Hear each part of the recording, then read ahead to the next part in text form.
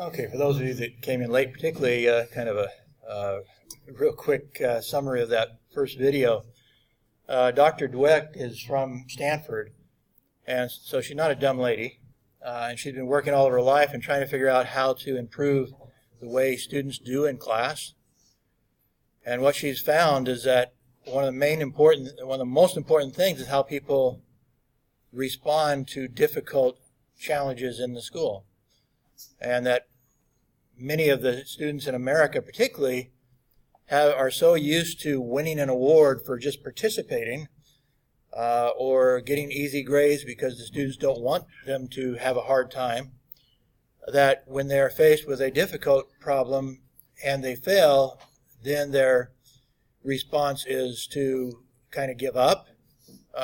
In some cases, resort to cheating. To some cases, just watch their scores decline because they now think they're stupid because they didn't do well on a challenging project.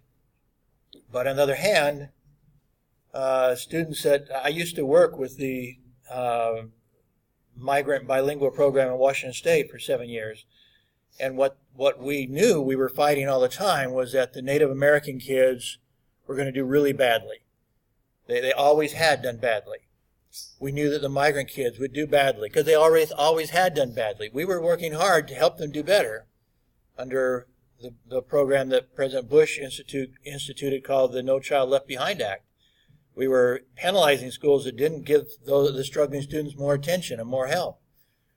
But what we didn't do was do what Dr. Dweck is talking about, and that is give them hope, basically.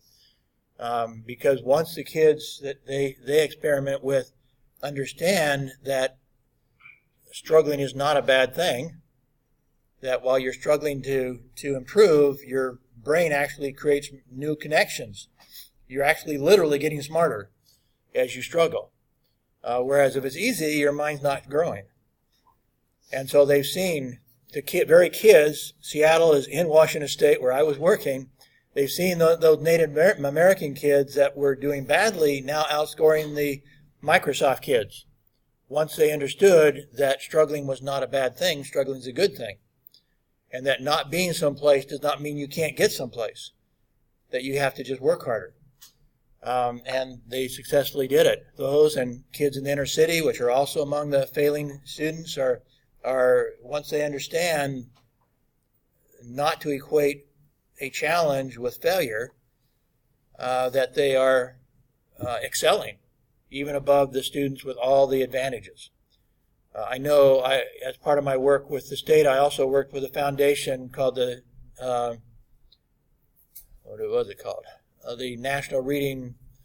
National Children's Reading Foundation. And their premises, part of it was that if the children don't have lap time with their parents, if their parents don't sit down with them and read them a book when they're babies and children, toddlers, and help them understand the importance of books, that for all intents and purposes they get to kindergarten more than a year behind, some cases 2 years behind, which is actually what Dr. Dweck was describing, these kids getting to the Harlem kindergarten and they couldn't even hold a pencil. They'd been so neglected academically as children, as babies and toddlers and so forth, they didn't even know how to hold a pencil. And so by all the research, fairly big book that the Children's Foundation had put forward, they should have failed. They should have taken very few of them should have succeeded ever, because they started off 2 years behind the children who had parents who spent time with them as young when they were younger. And yet, within 1 year, they became the highest achieving set of kids in the entire state. And so, even though they came in not knowing how to hold a pencil, they went out as the number one classroom in the state of New York. And so, even those difficulties that the Children's Foundation identified in all the research turned out, in essence, to be false. That they undersold those kids. They undersold how much progress a child could make if they believe that it's possible. And if they understand that learning is a process. That's one reason why I've been telling you how much I believe in lifelong learning, because learning is also a process for all of you. Lifelong learning means that basically when you're done at the university, you're not done at all. You're just beginning. The university is just starting you on a lifelong learning challenge. And if you don't accept that challenge of lifelong learning, then you're bound to fail ultimately, because other people will. Too many college graduates think that that's the end of their learning, that they're done. They've achieved it. Yay! I'm smart now. But they can become unsmart very quickly. Very, very quickly. Because other people are learning and they're not learning. Lifelong learning has to be part of your plan if you want to be successful. I mentioned early in the semester that I chose to go into my weakest area of communications. I was one of the top students in the country in math when I was young. I was very strong in science. But somewhere along the line, my parents taught me this concept of yet that Dr. Dweck is talking about, that I didn't have to accept that I was bad at something. Or maybe not bad, but at least not as good at something, that I had to accept myself as being just a math geek and not as a communicator. And so I chose to put aside the math and science and concentrate on communications and issues related to that. However, my math side still helped me. I mentioned that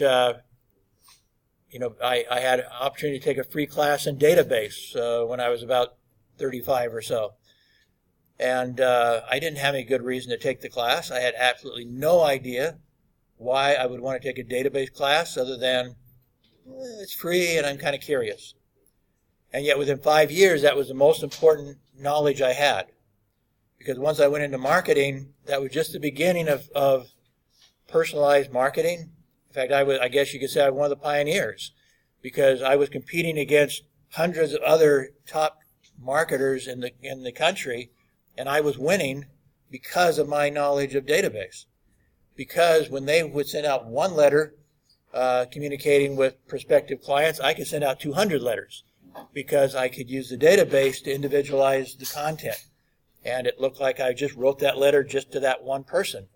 So they would write to one superintendent of schools about doing engineering work for their school, architectural and engineering work for their school, and I would send a letter simultaneously to 200 superintendents with their name in there, with the name of their school in the letter, everything as far as they could tell.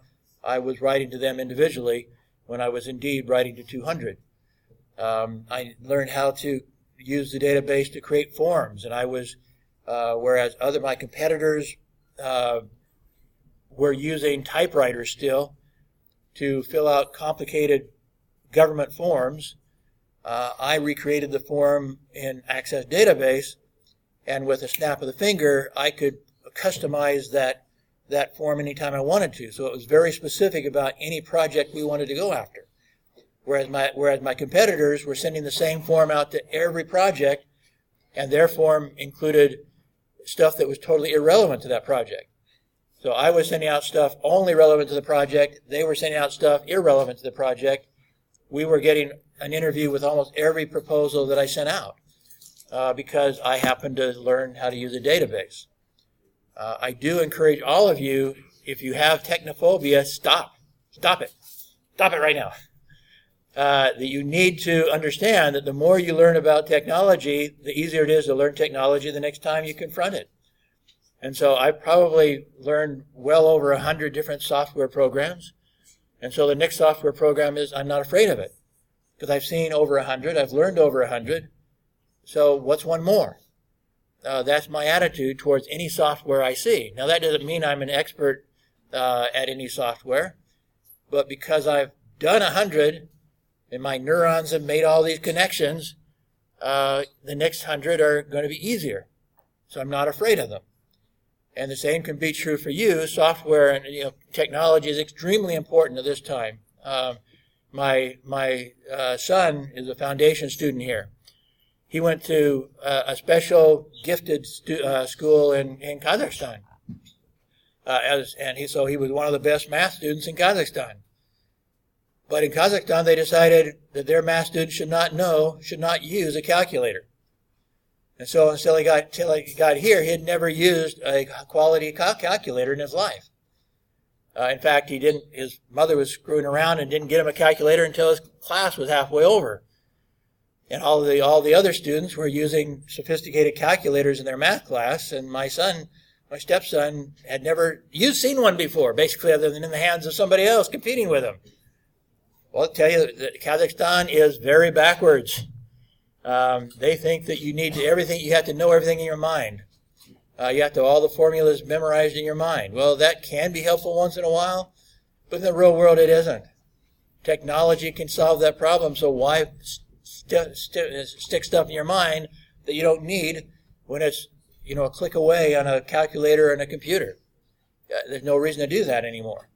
So you want to learn other things. You want to learn how to analyze. You need to learn lots of software. So don't just learn how to use a calculator, but learn good analytical software, for example. If you're going to be in that area, if you're going to be in math, there's lots of very important software that most people don't know. I'm not very good at it because that's not something that I've felt the need to learn yet. Some of the most sophisticated analytical software.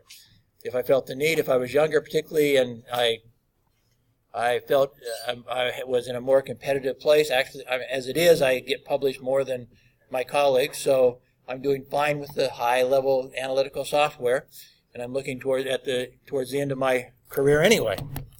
So I'm emphasizing my other attributes of having greater understanding of the marketing place, of understanding, having professional understandings that others don't have, and then also network.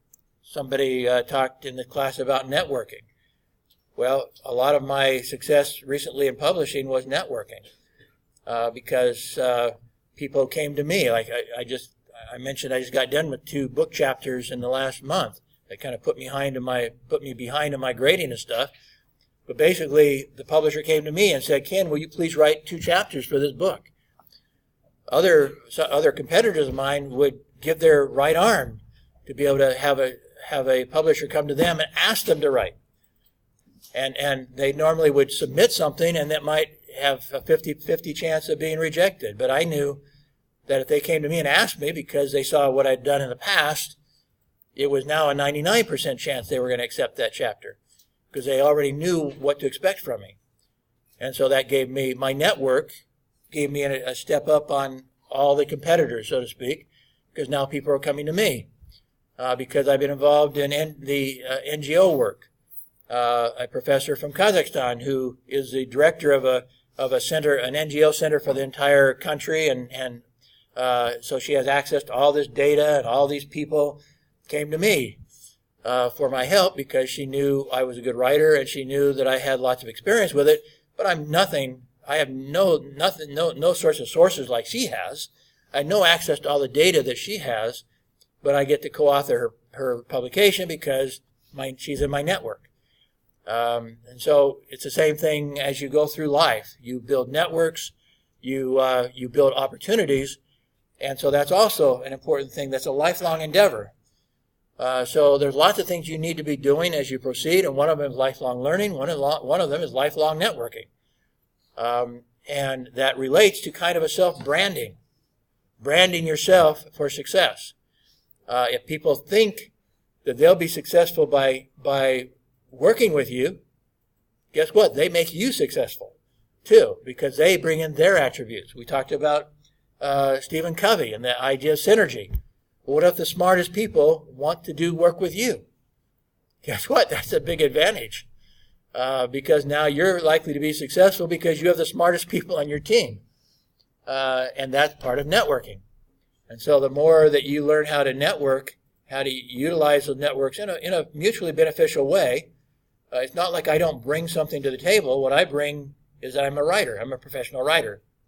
And so this NGO expert in Kazakhstan is the expert in NGOs, in non-government organizations and their work, but she's not an expert writer. And so she came to me to be the writer. So she's done all the research work, basically, and I'm going to do, and she's actually done more than the first draft. She's done a lot of writing, but she's not a very good writer, and she hasn't been published very much. And so I'm going to fine-tune it. I'm going to rewrite the whole thing, a few days of work. She's done months of work, and I'll do a few days of work, and I'll get a cool byline. Not fair, but it's the way the world works. And in a sense, it is fair, because she will not be published without. I can tell, looking at her manuscript, there's no way she'll be published without me. So even though she has all the contacts, even though she's the expert, even though I could not do that research without her by any means, she can't do the research without me either. So we have synergy, and we'll be successful together. So those are the sorts of things you need to know as you go out of here. Is first off, do not believe any, how do I say it? Don't let any class or any test define who you are. First off, we've talked about multiple intelligences. You could be like my friend Dennis. I told you about my friend Alan and my friend Dennis. My friend Alan had straight A's in high school. Never had anything but an A. My friend Dennis, I don't think had anything but a D. He might have gotten a better grade. We did in those days have some vocational sort of classes. So maybe he got an A. He might have gotten an A in the vocational class where he was working on mechanics and carpentry and stuff like that. We still had those sorts of classes that most people took in the, I guess everybody had to take at least one course of that nature. And so he basically was pushed out the door as a failure. For 12 years of our public schools experience, every teacher told him, "You're stupid, Dennis, you're stupid, you're stupid, you're stupid, you're stupid. And Alan, you're a genius, you're a genius, you're a genius, you're a genius."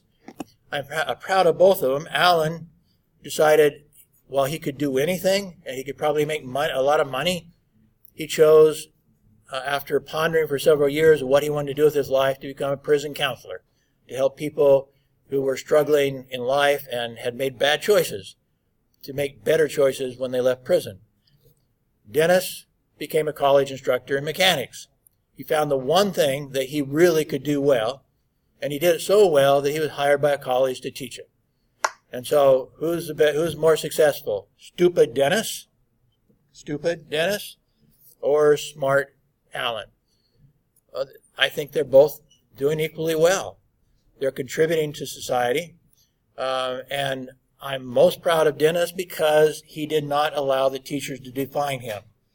He did not believe them when they told him year after year after year, "Dennis, you are stupid. And here's your D to show it. D, F, vocational. Yeah, we gave you a name that." All of you are the same. You are stupid in some things. We all are. Multiple intelligences suggest there's about 13 intelligences running around our brain, and nobody's good at all of them. Nobody. I'm amazed once in a while. I've had students who are really good right brain and left brain, and that's the most simple division of the brain. And I'm extremely impressed when I see somebody who is brilliant in both of them.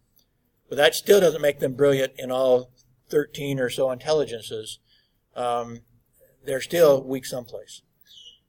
And others who are, like my nephew, who are at age 42 or whatever, is still illiterate, is brilliant in some areas. And if he could find a way to put his brilliance in some areas to work, he would get paid well for it. He just, since he can't read and write, it's kind of hard. He's not smart in those areas. But in areas of nature and, environment and stuff like that, he's close to genius. So I don't know. Maybe there is a way to find him a job without knowing how to read and write. I don't know.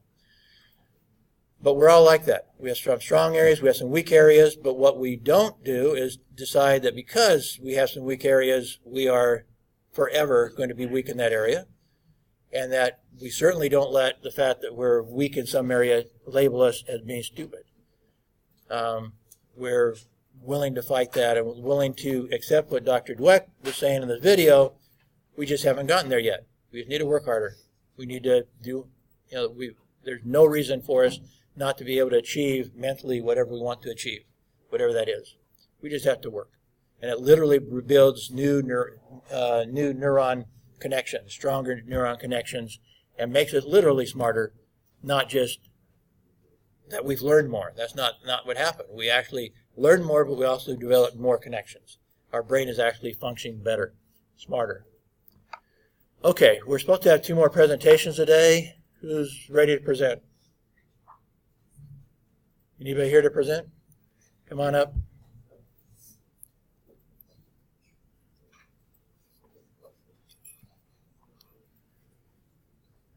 Is there a second team? There's one team that says they're ready to present, more or less. Hesitant, but ready. There were supposed to be 2 teams. Okay, well, we'll see.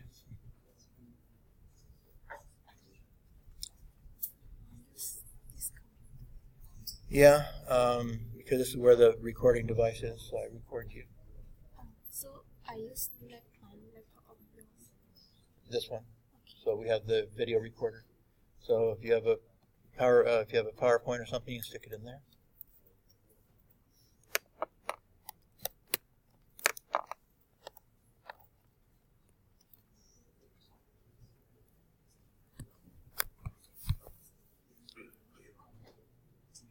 Good morning to lecturers and all the students.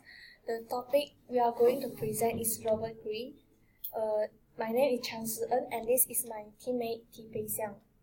So first I'm going to introduce who is Robert Greene. Robert Greene is an American author. He was born at 1959. He is an author known for his book on strategy, power, and seductions. Greene grew up in LA and finishing his degree with a bachelor in classical studies. Before becoming an author, Greene estimates that he worked 80 jobs before, including construction worker, translator, magazine editor, and Hollywood movie writer.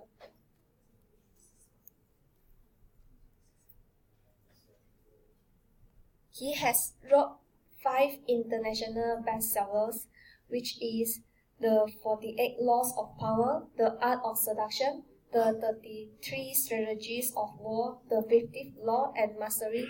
And today we are going to present about the theme of the books.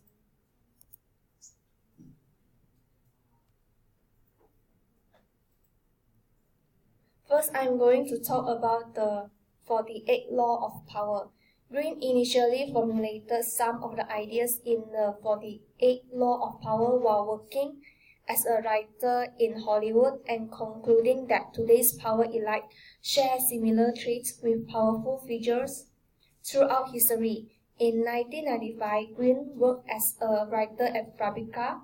Fabrica is an art and media school, and he was requested to write a treatment, which was later become the 48 Law of Power, and this book is the turning point of his life.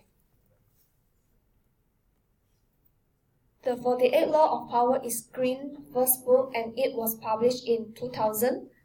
The 48 Law of Power has sold more than 1.2 million copies. It is popular well-known rappers, entrepreneurs, celebrities, athletes, and actors including 50 Cent, Kanye West, Michael Jackson, Will Smith, and more. For the content, this book is a practical guide for anyone who wants power, observe power, or wants to arm themselves against power.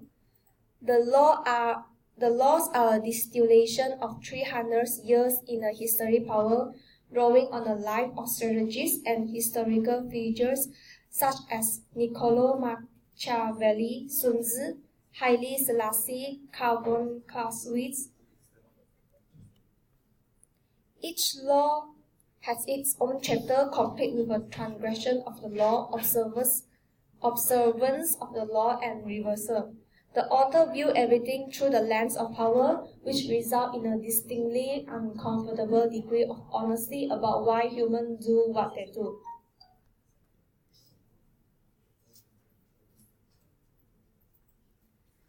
The author finished each law by expounding on the keys of power or details about how to apply the law in practice and cautioning us with the reversal or how to particular law may not apply in all situations. Green has mentioned 48 laws in this book, and I'm just going to present 10 of it. Law number 1 is never outshine the master, means that always make those above you feel comfortably superior. Law number 2, never put too much trust in friends, learn how to use enemies. Green mentioned that we must be wary of friends. They will betray you more quickly, for they are easily aroused to envy. But hire a former enemy and he will be more loyal than a friend because he has more to prove. Law number 3, conceal your intentions. Keep people off balance and in the dark by never revealing the purpose behind your actions. Next is always say less than necessary. Green says that when you are trying to impress people with words, the more you say, the more common you appear and the less in control. Powerful people impress and intimidate by saying less. The more you say, the more likely you are to say something foolish. Law number 5 is so much depends on reputations. Reputation is the cornerstone of power. Learn to destroy your enemies by opening holes in their own reputation. Law number 6 is court attention at all costs. Everything is judged by its appearance. Next, get others do the work for you. Use the wisdom, knowledge, and legwork of others people to further your own cause. Law 8, make other people come to you. When you force the other person to act, you are the one in control. Law number 9 is win through your action, never through argument. It is much more powerful to get others to agree with you through your actions without saying a word. Law number 10 is infections. Avoid the unhappy and unlucky, means that the unfortunate sometimes draw misfortune on themselves. The next book I'm going to present is The Art of Seductions. Green saw the art of seduction as the logical follow-up the 48 law of power, since seduction is about power and manipulation as much as it is about romance, about how to make someone fall under your spell. This book is Green's second book. It was published in 2001. It examines social power through the lens of seduction, and this book has sold more than 500,000 copies. The Art of Seduction is mentioned in Neil Strauss' book named The Game as a recommended book in the seduction community.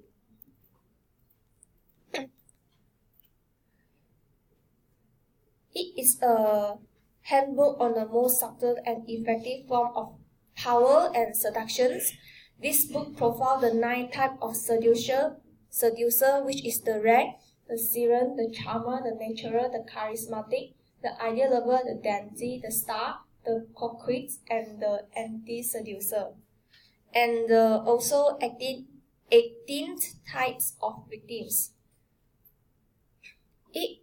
This book describes of attractions, authenticity, storytelling, and negotiations.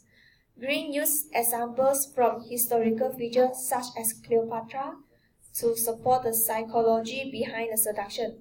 The Art of Seduction offers 24 techniques used to manipulate everyone's greatest weakness, which is the desire for pleasure. Okay, that's all for my part, and I'm going to pass the next topic to my teammate.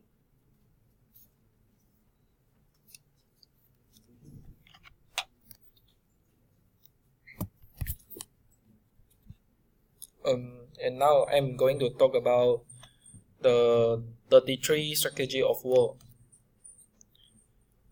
The 33 Strategy of War is the third book by Greeny, and it was published in 2007.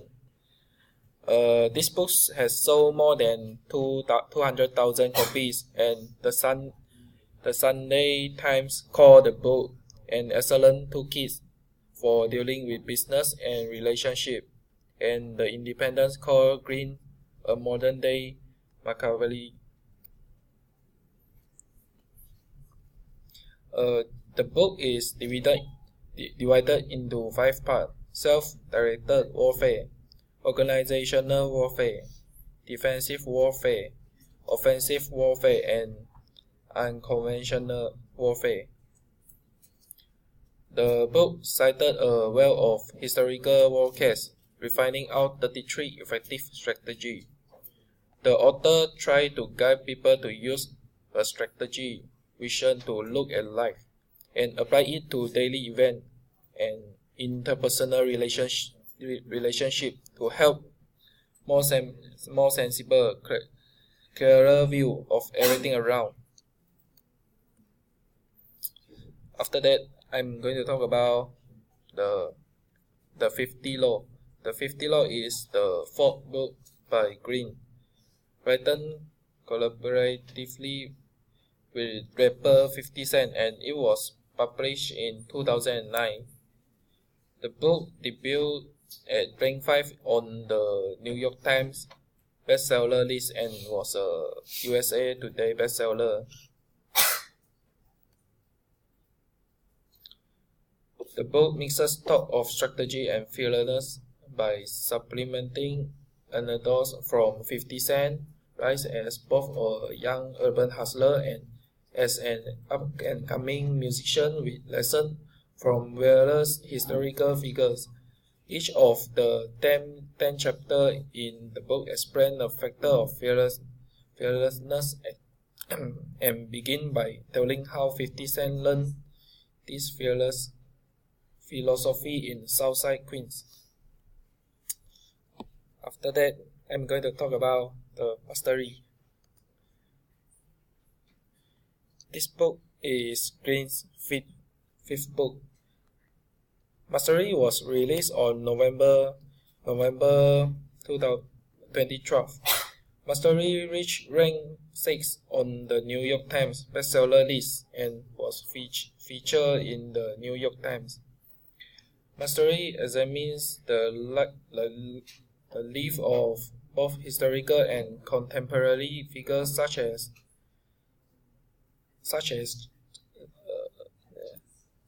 Thomas Edison, Mozart, and distill the traits and universal ingredients that make them master. And this book is divided into 6 sections, each focusing on essential lesson and strategy on the path to mastery. Okay, thank you. This is all our presentation. Okay, thank you.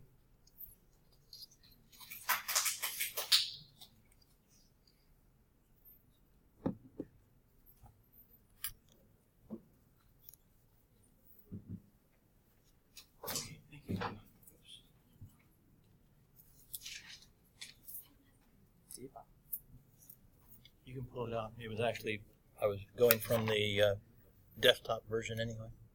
It should be safe, actually. I guess that'd be it. It should be safe. Like I say, we were using the version on the desktop, so we weren't even using it.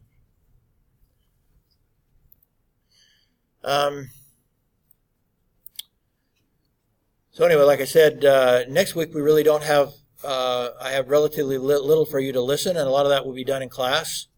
So that'll also be a week when you can kind of do some catch up. We'll probably watch the Pursuit of Happiness excerpt and the Butterfly Circus in class. Depending on how much time we have, since one of the groups didn't present today, we may end up crowding 3 presentations in next week, which might mean that we won't watch them at all. I don't know. These other ones, the first one is only 4 minutes long, the second one 18 minutes long. So at the most, if we have time to watch these 2 in class, you might have 22 minutes worth of videos to watch next week. But I've actually already, even though some of you haven't presented, I have to tell you the truth. There will be no questions on the final exam for these last presenters because the university requires me to hand in my final exam around Christmas time. And so I had to watch these videos and go through the stuff in advance and create my questions. So there can be no questions based on the most recent student presentations because I already had to submit my final exam. But that said, they're still important and they'll still be made. Those people have to make their presentations to get their grades, obviously. So that's important for them. So we will, and hopefully will be beneficial to you, but it's at least beneficial to them. So this week we do have quite a bit to watch. But I would say some of these longer ones, for example, they told us about Robert Greene. That may be enough. Actually, in fact, I can tell you right now that the question that I asked from Robert Greene was answered today by the students, if you were listening. But if you weren't listening, then it wasn't. But probably listening to about half of that would be adequate to know the answer to the question that I'll ask about Robert Greene. Napoleon Hill, well, that's a short one. That one would be easy to watch. Rich Dad, Poor Dad, we had a presentation on that last week. I'm not sure, one of my complaints about that presentation was that I'm not sure they emphasized the question I'm going to ask. In fact, there are two questions from Rich Dad, Poor Dad. If you remember, Rich Dad, Poor Dad was about a guy who's basically an investor in real estate. I think actually there might have been even a little bit of misinformation given by the team last week, because his main emphasis is real estate. And he believes that real estate is by far the best investment and gives you the most control over your investment. He said basically if you invest in the stock market, you have no control over that. What control do you have over the stock market? Essentially none. You may have strategies for how to make money on the stock market, and you might be right, and you might make money. Some people do make a lot of money on the stock market, but you really don't control the stock market. Whereas you control your own fate if you invest in real estate, is his argument. He also definitely does not believe in bank accounts. He believes in credit. He doesn't believe the idea that get out of credit, get out of debt, get out of debt, get out of debt. He says, no, get into debt, get into debt, get into debt. If that debt will make you money. And so his idea is basically, if the bank is willing to give you money to invest in real estate, take it. Take it and invest. Find good investments so that your investments will pay you off. So you have to be smart about the investments. But one of the things about real estate is that banks will give you money to invest. And so you can even be fairly poor and invest in a real estate. You have to have a little bit of money, especially their first one, you have to have a little bit of money. But once you have your first investment, now when you go to the bank, they see that you have, instead of one house that you're living in, you have two houses. And they start to trust you a little bit more. So they're willing to give you more money. And so you take their money and you invest in another piece of real estate. And as long as you're smart about investing in that real estate and they're paying you rent and so forth, now the bank is willing to give you more money so you can invest in another one. And so it's a unique opportunity that real estate offers that other investments do not offer. If you buy some stock, nobody will give you money to buy more stock. Nobody's going to do that. If you buy bonds, nobody's going to give you money to buy more bonds. They won't do that. But if you buy real estate, people will give you more money to buy real estate. And so that's a unique investment opportunity that he talks about. He also talks about how in America there are tax advantages also. You can end up writing off a lot of your income because of like repairs you make and different things you do with your property. You can end up paying less taxes, and so the government ends up helping you be profitable. Now that may not exist in all countries, so I don't know about that. But he's a big proponent of investing in real estate. I don't have a lot of experience in myself. I do have all my real estate that I have invested in has been successful. I have to say that for sure. And you can go out and, like my first property, I had to put no money down. You can find some real estate where you don't even need a bank, basically, where people themselves will actually carry your mortgage. And so you don't need the bank involved at all, or very minimally. You use, in America, what they call title companies. You go to a title company and they arrange the sale. You don't even talk to a bank. You don't talk to a lawyer. The title company handles all the paperwork, and you're done. So, again, depending where you live, different laws will apply, obviously. The name of the title of his book was made because, I think this was covered by the team, but just to emphasize, his dad had plenty of money to invest if he would have. His dad was very smart. His dad was the head of all public education in the state of Hawaii. He was probably making over $100,000 a year. He had plenty of money to invest if he was smart in investments. He wasn't smart in investments, so when he died poor, basically. He spent all of his money, living a nice life, but he basically left nothing.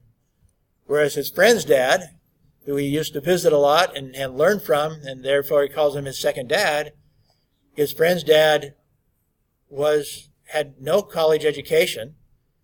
He was an investor in real estate. That's all he did. And that's all he learned. It kind of deals, by the way, with what I started the class with.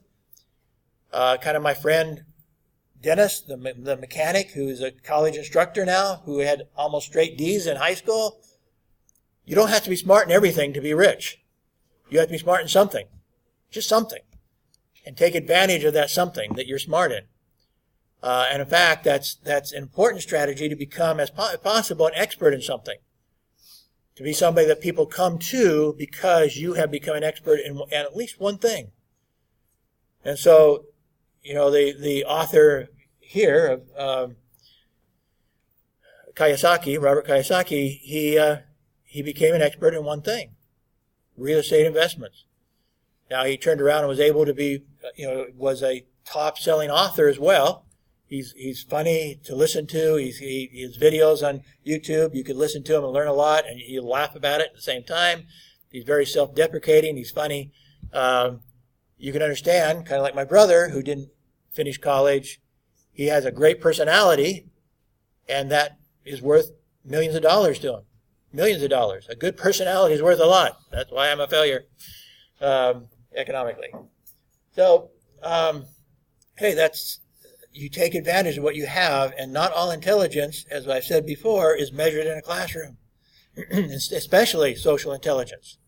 Robert Kiyosaki definitely has social intelligence. My brother definitely has social intelligence, and that intelligence is not rewarded in classroom, it's penalized in the classroom. You are absolutely penalized for social intelligence in a classroom, almost definitely, unless you really have a lot of self-control. So that's how my brother made his millions. That's how Robert Kiyosaki made his millions, mostly from knowing a certain area. My brother's an expert in in insurance and investments related to insurance. He's also, however, made a lot of money on real estate. So that's kind of been part of my brother's success also that I haven't talked about, is that he's turned over real estate very smartly over the years also. That hasn't been his main strategy, but it's been a coincidental, at least, more than coincidental. There's been some causation factors of his success in business being good with real estate. And that's definitely the focus in what Robert Kiyosaki is an expert in. So those things will definitely be on the final exam. And what I started to say, and I'm not sure I finished, is that this next quiz I'm putting up today will include questions for both weeks 14 and 15. And so I think maybe even from what I've said already, you can probably listen to 14 and finish the quiz for 14 and 15. Okay, what else here? So we listened to Carol Dweck already about how our minds grow and how not just children, but you also should understand that whatever you're achieving now is not your limit. You definitely have, in fact, even for old people, the research is that people my age, that if they keep learning, like they've done tests where they learn a new language, for example. If somebody like me learns a new language, I will be far less likely to become senile when I'm older. They've even done with piano. When people my age or older start playing the piano, start learning how to play the piano, they never played it before, they start learning something like piano. They're far less likely to become senile in their old age because their neurons are still making connections. And so their brain's still growing. So that's one reason why I don't want to retire, because I totally believe that. I totally believe that if you don't keep learning, then you could be in trouble. So my policy is never stop learning, never stop working. When I die, I want to be smart and not senile. So I'm going to keep working. This is a very interesting video here. I'm going to go ahead and pause the recording to bring up this. This guy is what's called a behavioral economist. You may know what a behavioral economist is. I mean, I know we have some economic students in here, don't we? A behavioral economist basically says that a lot of economics depend on basically, well, human behavior. So if you want to know about what's going to happen with the economy, you need to understand human behavior. You have to have a little bit of, you have to understand psychology and sociology to be a good economist, basically. So we'll let him describe it himself. He's very entertaining, and also he will give you a lot to think about in the area of marketing. He gave me a lot to think about in marketing, even though that wasn't his primary subject. If you're in the social sciences, he'll definitely give you things to think about. So I suggest you listen to Dan Rayleigh. I'm not sure how to pronounce his last name, but anyway, here he comes. If you were listening, that would answer the question that you'll have in the quiz about halfway through. If you saw his little, it's kind of a circular thing, really. It says basically one item in this circle is your potential. And he's saying basically all of you have the potential to be successful. Second one is your action. Third one was your results, and the fourth one was belief that you can do it. And he says basically in this circle, the key is probably the belief. If you don't believe, you're not going to believe in your potential. If you don't believe in your potential, then you're not going to take massive action. If you don't take action, you're not going to get results, and then you're going to say, "I told you so. I couldn't do it." And so your belief goes down, you don't believe in yourself, and then you basically then won't take as good an action, or you won't believe in your potential even more. You're now convinced that you're a failure. Now you aren't going to take as good an action, you're not going to get the same results, you're going to reinforce again that you're a failure, you're going to believe less in your potential, you're going to do less, and it's going to be a vicious circle of defeat. But he was able to show himself in this little game of how far you can reach, that all you have to do is imagine yourself being able to reach further, and you actually can, on average, the average person can reach 25% further than they thought they could. Once they've imagined it, they can do it. He talked about a test they did. I think I may have mentioned this in class already, where they were doing an experiment with basketball players. And one of the biggest challenges for some basketball players is hitting a free throw. The basket you make when you're just standing there because somebody fouled you. And so there's nobody challenging you. You make that shot from that distance frequently, but you get there on that line by yourself. Everybody's staring at you. And some players cannot hit that basketball more than half the time. They might as well just shut their eyes. In fact, some players do actually practice by shutting their eyes. That's part of their solution to this, is they shut their eyes. So their experiment was, these people practice, an hour longer. These people don't touch the ball, but in their mind, they see themselves making the basket time after time after time. And then the question is, who does better the next, after a month or so of doing this? And the answer is those who imagined, who did not touch the ball, but imagined themselves going through that same routine, making that basket time after time after time successfully. They made every basket in their mind successfully. And so after a month or whatever time period it was, the ones who imagined it were more successful than those who actually practiced it. And so the belief system we have is extremely important. And as I said, that's kind of the Tony Robbins' primary thing. He's very much into psychology. And I think a lot of that also was, as I mentioned, the Think and Grow Rich is a lot of his thinking too, was if you imagine something enough, then you can achieve it. I'm not somebody who does, well, that's not really true. I imagine a lot. When I go out walking at night, I usually walk for 2 hours around and around and around, trying to get in, if possible, about 12 or 13 kilometer. A lot of that is what I'm doing.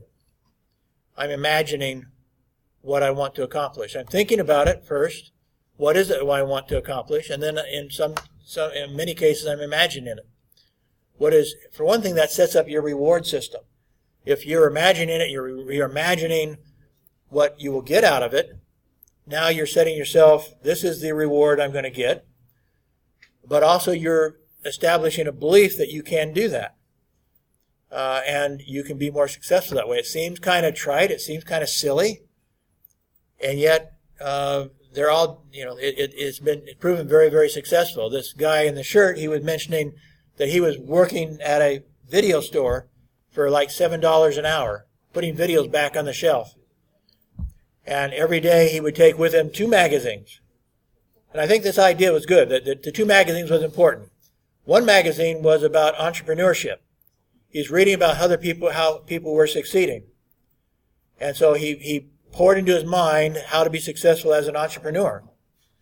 And the second one was a car magazine selling used cars, and he would always go in there and look for the Porsche he was going to buy when he got rich. And to such an extent, when people saw that car magazine and asked him what he was doing, people made fun of him. And his boss said, "You should not do that to yourself. You're causing yourself pain. You shouldn't do that." And so when he got rich, a couple of years later, he came back. He was already a millionaire when he was 25. He drove back in his Porsche, went in to get a video, and basically people were saying, "Is that your dad's car?" They couldn't believe that by then that he had achieved his million and had bought his Porsche. That was the last job he ever had, was putting videos away at the video store. There will be challenges. Again, a lot of those people who achieve success spend many years failing. And so they have to reinforce their belief that they will succeed someday. And so that's particularly important. If they've ever failed, they have to visualize themselves succeeding and keep trying. With every failure, you learn more from your failures than you do from your successes, typically. And that is absolutely true. That doesn't mean you should go out and try to fail. But those who are committed to succeeding are willing to risk failure. And so it's kind of like those kids when we saw in the first video by Dr. Dweck, those who confronted failure in their math test or whatever and could be spurred by it, could say, "Oh, wow, that's challenging. I need to learn more about that." And they tried to work harder at it. They were headed towards success. They were building new connections in their neurons. The kids who were defeated by it and said, "Next time I'm going to cheat," or whatever it is that was their reaction, they're the ones that are doomed. Because when they face their first failure and their second failure and their third failure, they're going to stop believing in themselves and they're going to crash. They're going to crash. And so one of the most important things you can do in life is to believe in yourself and to believe that if you work hard, you will succeed. And then turn that belief into a total belief in your potential. Absolutely believe you have the potential to do it. And then you take that potential and then you do take action. You don't just goof off. You don't sit there in a chair and say, "I'm going to be successful," and just sit there daydreaming. You do have to take massive action, as Tony Robbins would call it. and then you'll see the results. And then once you get some results, you'll believe even stronger in your potential, and you'll try even harder, and you'll get better results, and you'll believe in more, and you'll believe more in your potential, and you'll try harder, and you'll get better results. And then you'll be in the spiral of success. Okay, well, we're past time. Thank you, and we will see you next week for the last week. So have a good day.